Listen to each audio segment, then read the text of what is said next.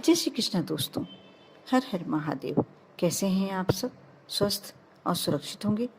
दोस्तों, 11 अक्टूबर 2022 कार्तिक मास का पहला मंगलवार। इस दिन सच्चे मन से राम भक्त हनुमान की आराधना करने से हमारे सारे कष्ट दूर हो सकते हैं। आज साल का अक्टूबर महीने का कार्तिक मास का पहला मंगलवार है और मंगलवार का संबंध जहाँ मंगल ग्रह से है, वहीं इसे हनुमान जी का दिन भी कहा जाता है। इतना ही नहीं, मंगल को ऊर्जा का कारक माना जाता है। मान्यता के मुताबिक यदि संकटग्रस्त व्यक्ति मंगलवार के दिन हनुमान जी को प्रसन्न करने के लिए कुछ खास उपाय करे तो कुछ ही समय में उसकी परेशानियां दूर हो सकती हैं, किस्मत तक बदल जाती है। हनुमान जी की कृपा पाने के लिए भगवान राम का सुमिरन करना ही चाहिए, ये तो आप सभी जानते होंगे। और नित्य हनुमान चालीसा का पाठ करना चाहिए। हनुमान जी को प्रसन्न करने के लिए इस दिन भक्त उन्हें कई तरह के प्रसाद का भोग लगाते हैं और कई प्रकार की चीजें भी भेंट करते हैं। ऐसा करने से भक्तों की मनोकामनाएं भी पूर्ण होती हैं। लेकिन कर्ज से मुक्ति पाने, धन लाभ और सभी तरह के संकटों से मुक्ति पाने के लिए कई ऐसे उपाय हैं जिन्हें कर ज्योतिष शास्त्र में दिया गया है। उन्हें करके आप अपने संकटों को दूर कर सकते हैं। हनुमान जी की पूजन करते समय थोड़ी सावधानियां अवश्य बरतनी चाहिए, क्योंकि कहा जाता है यदि हनुमान जी नाराज हो जाएं, पहली बात तो ये गृहस्थ नहीं है, ब्रह्मचर्य पालक कहा जाता है, तो मनुष्य यदि थोड़ी सी सावधानी बरते तो बहुत ही श्रेष्ठ है। नहीं तो हो सकता है कि हमसे कुछ अनजाने में भी गलती हो जाए तो हो सकता है कुछ हमें कष्ट झेलना पड़े। इसके साथ मंगलवार के दिन पूजन करने से मंगल दोष तो कम होता ही होता है। जिनकी कुंडली में मंगल भारी है, विशेषकर वह यदि हनुमान जी की पूजन करते हैं, कुछ उपाय करते हैं, तो अवश्य उनको हनुमान जी की कृपा प्राप्त होती है। मंगलवार के दिन हनुमान जी को बूंदी का भोग लगाया जाता है, जो कि श्रेष्ठ है। आज के दिन अवश्य शाम के समय आप बूंदी का भोग लगाकर भगवान हनुमान जी के मंदिर में प्रसाद के रूप में आप बांटें। आपकी जितने इच्छा हो, जितने प्रसाद बांटने में सक्षम हो, उतनी ले जाएं। इसमें ज़्यादा कम का कोई सवाल नहीं उठता, बस भोग में बूंदी होना चाहिए। उसी प्रकार बेसन के लड्डू का भी विशेष महत्व माना जाता है। हनुमान जी को सिंदूर अति प्रिय है। मंगलवार और शनिवार के दिन हनुमान जी को सिंदूर अर्पित किया जाता है, करना चाहिए। इससे भी आपकी जैसी भी मनोकामना होती है पूरी होती है। सिंदूर में चमेली के तेल को मिलाकर हनुमान जी को लगाया जाता है, जिसे चोला चढ़ाना बोला जाता है। हनुमान जी को आप किसी भी फूलों की माला अर्पित कर सकते हैं। वैसे गुलाब का पुष्प अकेला ही यदि हनुमान जी को समर्पित करें तो वह पुष्प आपकी तरफ से विनती करता है। लेकिन हनुमान जी को गेंदे के फूल की माला अति प्रिय होती है। उसी प्रकार पीपल का पत्ता भी अति प्रिय होता है। जिस पीपल के पत्ते पर राम नाम लिखकर आप हनुमान जी को यदि समर्पित कर देते हैं, चरणों में समर्पित नहीं करना है, इस बात का विशेष ध्यान रखें। उस माला को बनाकर आप पीपल के पत्तों की राम नाम लिखकर माला बनाकर उन्हें यदि गले में पहना देते हैं, हनुमान जी को गले में समर्पित कर देते हैं, तो आपके कैसे भी कष्ट हो, कैसे भी मनोकामनाएं बहुत ही शीघ्र पूरी होती है। मंगलवार और शनिवार के दिन हनुमान जी को लाल कपड़ा भी चढ़ा सकते हैं, क्योंकि लाल रंग विशेष प्रिय होता है। ऐसे में आप जो भी लाल रंग का कपड़ा यदि भगवान को चढ़ाते हैं तो आप अपनी मनोकामना करके चढ़ाएं, आपकी इच्छा अवश्य पूरी होगी। आप मंगलवार को यदि आप महिला हैं, हनुमान जी के मंदिर नहीं जा सकते हैं तो कोई बात नहीं, आप राम मंदिर अवश्य जाएं और भोग में अवश्य तुलसी डालें। हनुमान जी के श्री रूप के मस्तक का यदि सिंदूर थोड़ा सा दाहिने हाथ के अंगूठे से लेकर सीता माता के श्री रूप के चरणों में लगा दें, इससे आपकी मनोकामना अवश्य पूरी होगी। ऐसा कोई कारण ही नहीं बनता कि आपकी मनोकामना पूर्ण ना हो। और इसी प्रकार काले तिल, जौ का आटा और तेल मिलाकर थोड़ा सा पीसना पड़ेगा आपको पहले, काला तिल और जौ का आटा, और इसको थोड़ा सा तेल मिलाकर आप उसन लें।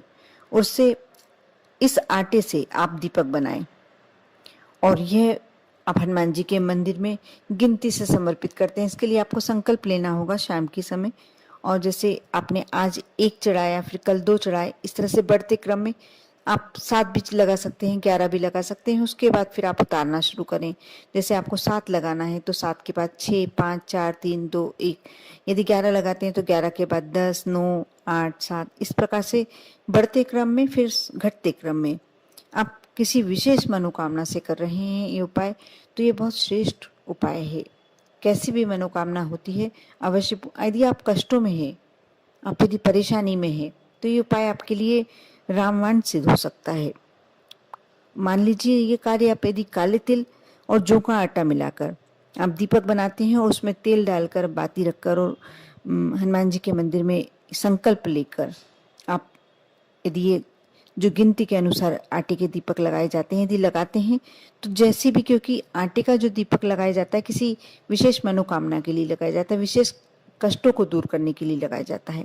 यह उपाय आप एक बार अवश्य कोशिश करके, प्रयास करके और करके देखें।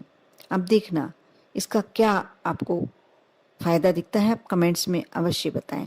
इसी प्रकार काले तिल का और जौ का आटे में थोड़ा सा तेल मिला लें, आटा उसन लें और इसकी एक रोटी बनाकर, यदि आपके घर के किसी सदस्य को नज़र लग गई, बच्चे को नज़र लग गई है, तो उस पर थोड़ा सा तेल और गुड़ रखकर, जिसको नज़र लगी है उस पर से 7 बार उबार कर मंगलवार के दिन या शनिवार के दिन किसी भैंसे को खिलाएं। आप फिर से ध्यान से सुने, किसी भैंसे को खिलाना है।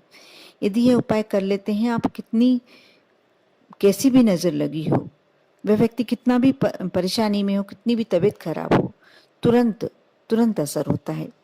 और यदि छोटा बच्चा है आपके घर और अधिक रोता है, तो मंगलवार के दिन यदि आपको नीलकंठ का पंख मिल जाता है, तो जो बच्चे का पलंग है, जहाँ वह सोता है, उसके पास रख दें। आप देखना शीघ्र ही बच्चे का अनावश्यक रूप से रोना बंद हो जाएगा। यानी जब रोते हैं बच्चे, रोना एकदम गलत नहीं है, लेकिन यदि बच्चा ज़्यादा रोता है तो परेशान होते हैं हम कि इसे क्या हो गया। यदि नीलकंठ के पंख वाला जो उपाय है, और यह कार्य भी आप मंगलवार या शनिवार को कर सकते हैं। जो बच्चे सोते समय डर जाते हैं, चमक जाते हैं, उनके पास मंगलवार के दिन छोटा सा फिटकरी का टुकड़ा रख दें और देखना बच्चा कितना आराम से सोएगा। सुबह चाहें, बिल्कुल छोटा सा रखना है, सुबह चाहें तो इस फिटकरी के टुकड़े को आप बाहर सड़क पर जोर से फेंक दें और फिर अगले मंगलवार या शनिवार आप ये उपाय करें। आप देखना बहुत ही जल्दी ये उपाय इतने श्रेष्ठ होते हैं कि आप इतने समय से परेशान हैं किसी चीज़ के लिए और ये उपाय करते हैं, आपको तुरंत असर दिखता है।